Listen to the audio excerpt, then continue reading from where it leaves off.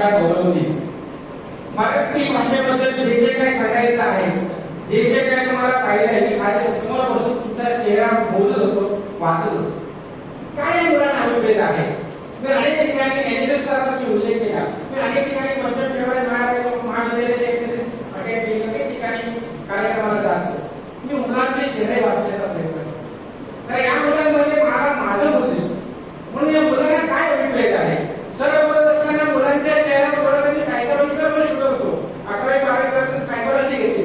Psychology मला समजते या मुलांना काय हवं आहे, या मुलांना नेमकं काय पाहिजे ते शेवटच्या क्षणात समजते. तोपर्यंत सगळ्यांचे चेहरे असलेले होते. स्वीकार नसते कधी येत असते, कधी येत असते खरं बोलतो त्यासाठी येतच.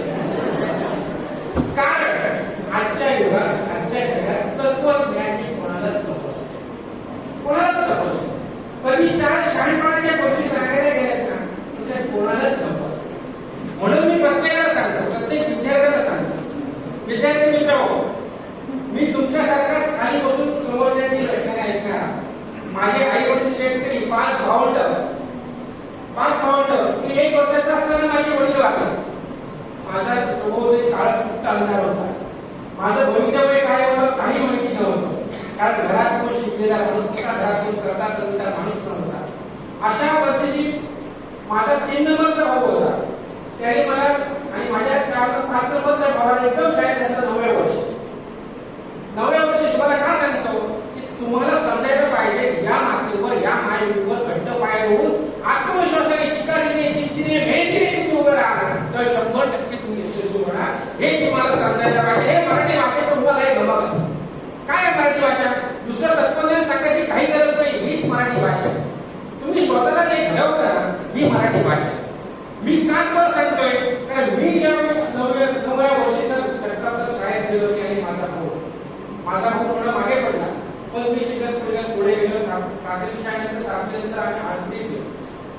आरती केल्यानंतर तिथे सगळी मुलं जिथे चुकलेलं मागलेले ढोल धामपूरचे ताळे असं म्हणतात ना, त्यावेळी अशी म्हणत होती की सगळी मुलं गटा सगळी आरती हायस्कूलमध्ये आणि वेचून चांगली मुलं बसू करायची. तर आम्ही आरती हायस्कूलचे विद्यार्थी आरती केल्यानंतर त्या शाळेचे तुम्ही 4,000 सगळं वेगळं, आपले राहणीमान थोडंसं वेगळं, शेतकऱ्याची मुलं. आणि तिथे मला काही कोण मला मार्गदर्शन करेल, काय करायचे काहीच माहिती नाही. आणि मला एक तिथे परमेश्वर भेटला, विभिन्न सर प्राचार्य आरती हायस्कूल. आणि तो खरा परमेश्वर त्यांच्या रूपात मला त्या ठिकाणी भेटला. आणि त्यांच्यामुळे मी 10वी पर्यंत त्यावेळीची 10वी 71.44% मार्क घेऊन मी 10वी त्यावेळी पास झालो. शाळेचा रिझल्ट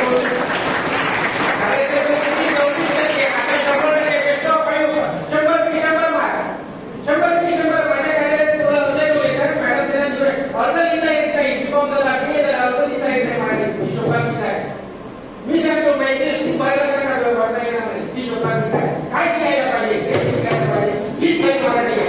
दुसरं काय पाहिजे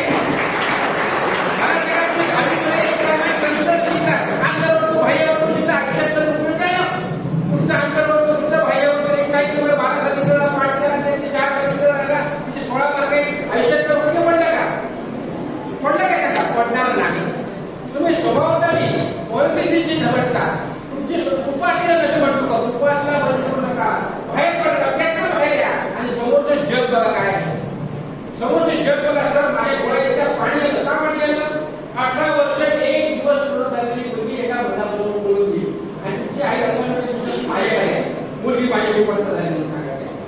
मला माझ्याकडे आल्यानंतर पोलिसांना कोण झाला म्हटलं सर असं झालेलं आहे. तर मला आतापर्यंत अशी काम केली पेपर आधी शोधा आणि पेपर तास तक्रार नव्हता. बरोबर 5-10 मिनिटांनी जोडपं पोलीस स्टेशनला आले. तिकडे राजलक्ष्मी ठाण्यामध्ये मला कोण आला साहेब घ्या मला लाटून वगैरे घ्या. मला काय समजेल ना. मी गेलो तर का सांगतो या मुलाने समजायला पाहिजे. आता जी मुलं पुस्तकी ना प्रेमाच्या व्याख्यावर ही मराठी आहे.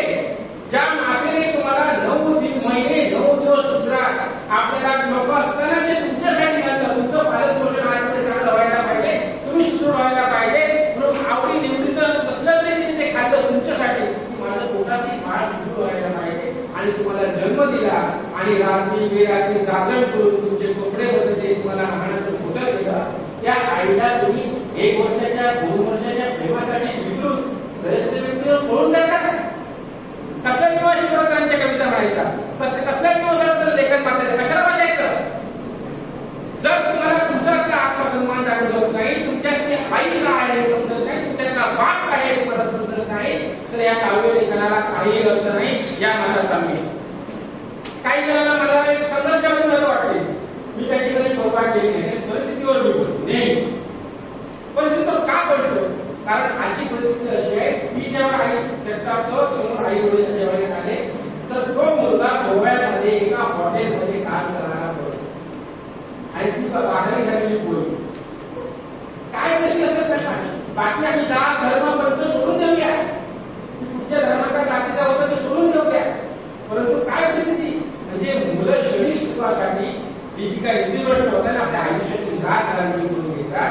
म्हणून तुम्ही घ्या डबक्यातनं बाहेर पडा. उपवादीला मी त्याच्यामुळे तुला सांगितलंय, लक्षात ठेवा. अरे कोप्यामध्ये कोपा सुगरणीचा काळ झाला, एका पिलासाठी तिनं झोका झाडाला टाकला.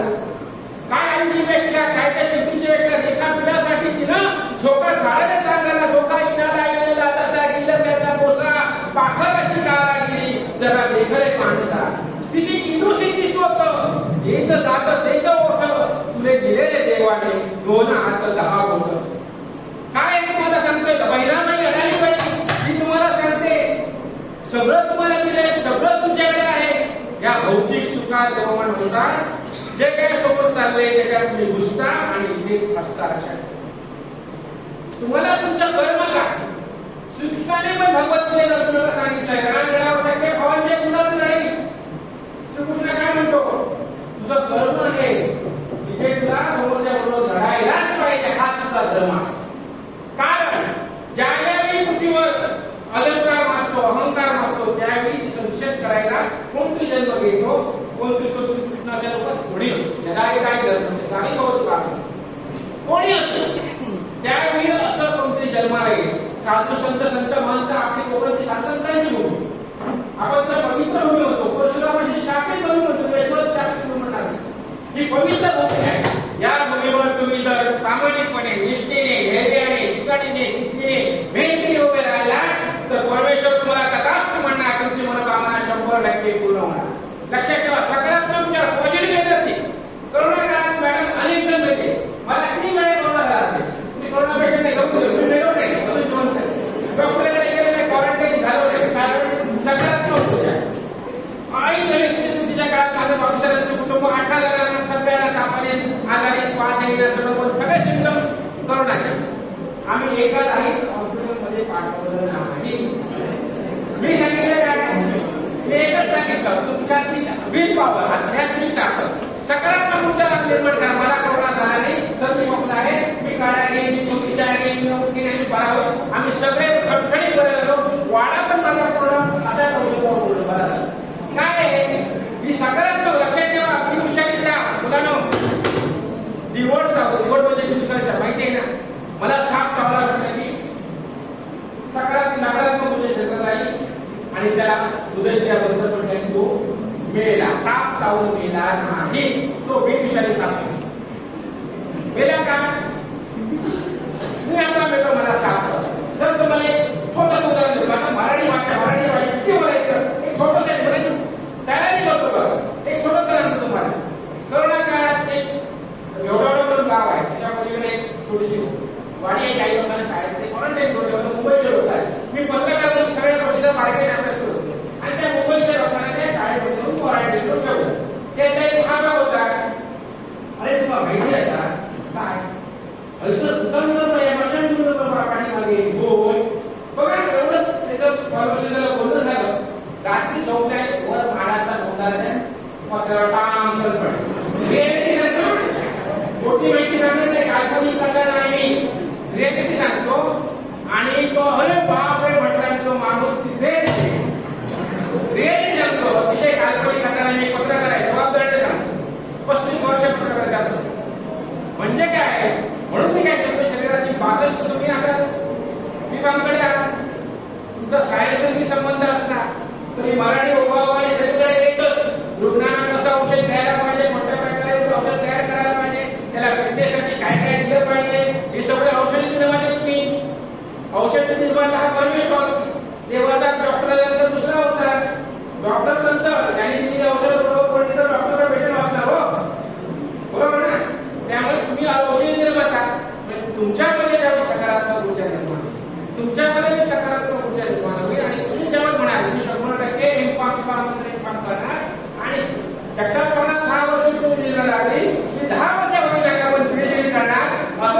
ठरवणार 100% तुम्ही यशाची शिखर गाठता. लक्षात ठेवा. म्हणून काय आहे की कुठची गोष्ट करत असताना सकारात्मक तुमच्या शरीरामध्ये तयार करणं ही काळाची गरज आहे. दुष्ट प्रेमाने दिलखुलास होऊ नका, खळखळून हसा. फक्त ते प्रेमासाठी नाही, आईचं पण प्रेम असतं, बापाचं पण प्रेम असतं. पण बापाचं प्रेम कधी दिसत नाही. बाप कधी रागवला की राग येतो. बापाचा राग खूप मुलं करतात.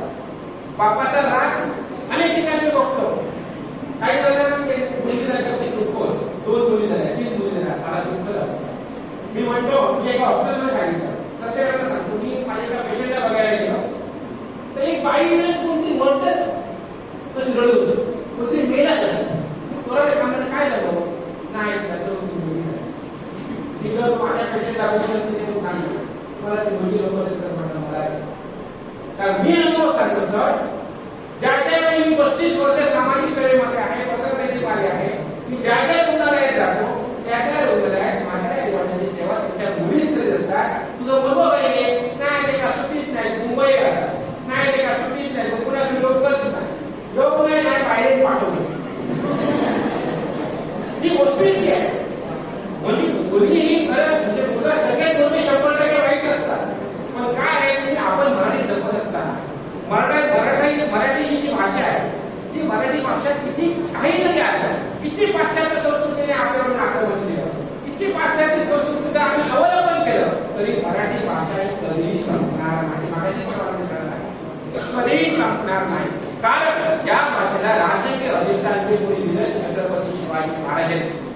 लक्षात ठेवा. शिवाजी असतील त्यांनी अनेक अनेक कविता अनेक लेख लिहून या मराठी भाषेला पुढच्या दर्जा देण्याचा आटोकाट प्रयत्न केला. हल्ली राजकारणाला मराठी भाषेला परंतु भाषेला दर्जा देऊन भाषा टिकणार का, भाषा थांबणार का, भाषेचं संवर्धन होणार का, भाषा जगणार का, हाही तेवढा प्रश्न आहे की नाही प्रश्न. मग आपल्याला त्यासाठी काय करायला पाहिजे की आपण कुठेही जरी असतो तरी मराठी भाषेसाठी जे करता येईल वाचन करा, चिंतन करा, मनन करा, अनेक लेखकांची पुस्तकं वाचा, दुसऱ्याला वाचायला पुस्तक करा आणि ही मराठी भाषा कशी जगेल, कशी टिकेल, कशी आपल्या धरेल यासाठी तुम्ही सगळ्यांनी प्रयत्न करा. मित्र हे करत असताना तुम्हाला ज्या उदात्त हेतूने तुमच्या आई वडिलांनी मी का सांगतो कारण अच्युत भोसले सरांनी मला अनेक किस्से या कॉलेजचे दाखवलेले, ऑन टीम दाखवलेले, अनेक किस्से दाखवलेले. म्हणून मी सरांना सांगितलं त्यातल्या तुमचा विक्रम आणि खूप चांगला खूप चांगला. माझी जे समोर बघतोय तुमची मुलं समोर फिरताना बघतोय कुठे असं मी अशुसरांशी चालू असतो आमचं. पण त्याच्या घ्या तुमचा विक्रम आणि खरोखर मुलं सुसंस्कारी आहेत.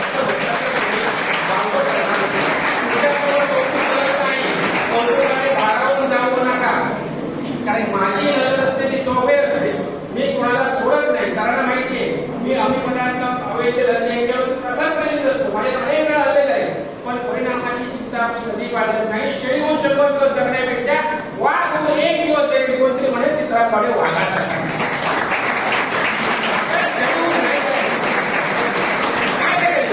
माझ्यावर 3 वेळा राजकीय हल्ले झाले.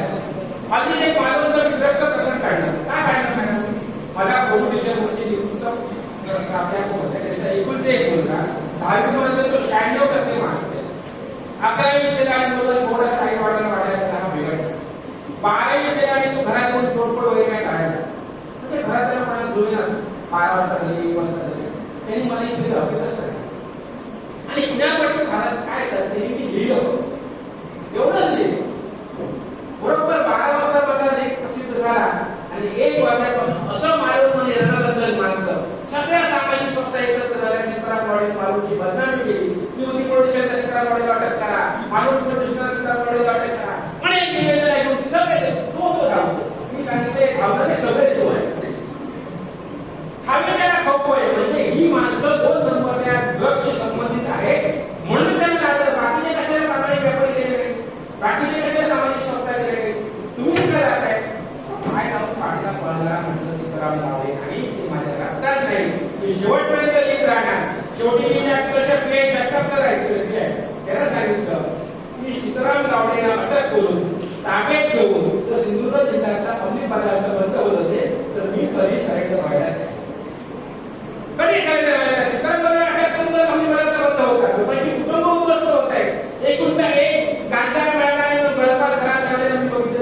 अंबरनाथ काजळ करून टाकतात अंबरनाथ कोरोनाच्या काळात शेलावी.